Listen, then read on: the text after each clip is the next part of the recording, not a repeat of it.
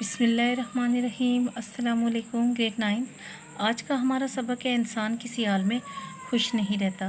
सबक स्टार्ट करने से पहले हम इनके मुसन्निफ़ का तारुफ पढ़ते हैं।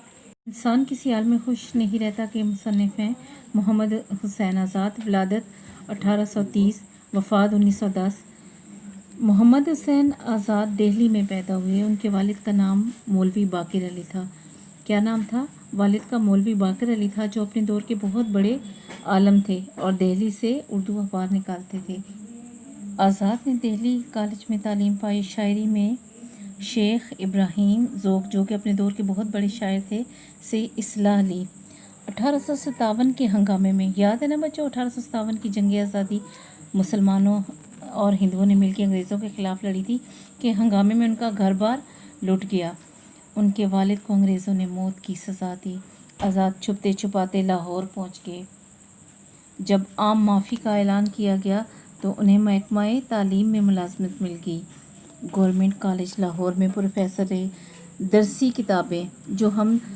किताबें वो होती हैं जो स्कूलों में पढ़ाई जाती हैं या कॉलेजेस में पढ़ाई जाती हैं। दरसी किताबें लिखने का काम उनके सुपुर्द हुआ। आज़ाद ने हाली के साथ मिलकर जदीद मुशायरों की बुनियाद डाली, जिनमें मिसरा तरह के बजाय उन्वान दिया जाता। हुकूमत ने उन्हें शम्सुल उलमा का खिताब दिया।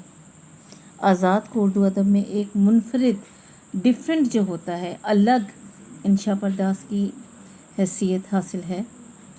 उन्होंने जिस वक्त नसर लिखनी, जो मज़ामीन लिखने शुरू किए, इस वक्त उनके सामने नसर के दो नमूने थे।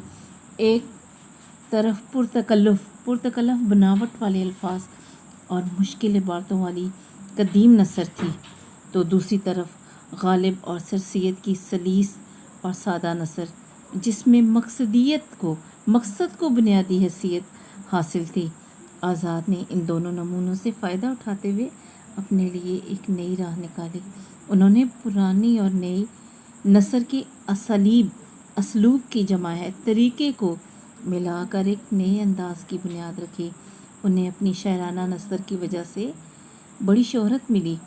आज़ाद ने तनकीद, तारीख़ और ख़याली मौज़ूआत पर कलम उठाया है। इंसान किसी हाल में खुश नहीं रहता, ये भी एक ख़याली मौज़ू है, मगर हर जगह इनका असलूब, लिखने का तरीक़ा, बयान की रंगीनी, जिस तरीके से वो लिखते हैं, अल्फाज की शौकत, बेहतरीन किस्म के अल्फाज चुनते हैं, और सलासत सादगी का खूबसूरत इम्तिज़ाज मिलाप है। आबे हयात और नीरंगे ख़याल का असलूब इतना दिलकश है, इतना बेहतरीन है कि पढ़ने वाला इंशा पर्दाजी की लताफ़तों नरमियों में खो जाता है। जब वो किसी ख़याली मौजू पर कलम उठाते हैं तो उनका कलम, किनका? मोहम्मद हुसैन आज़ाद का कलम मोती उगलता और फूल बरसाता है। आज़ाद अल्फाज के जादूगर थे। अल्फाज के जादूगर का मतलब ये नहीं कि वो खुलजा सिम, बल्कि ऐसे अल्फाज लिखते थे कि पढ़ने वाले पे असर होता था। वो लंबे लंबे फ़िक्रे लिखने से गुरेज़ करते थे, परहेज़ करते थे, नहीं लिखते थे। इनकी अहम तसानीफ़ ये हैं: आबे हयात, दरबार अकबरी, नीरंगे ख़याल, सुखनदान फ़ारिस, निगारिस्तान फ़ारिस और किस्से हिंद।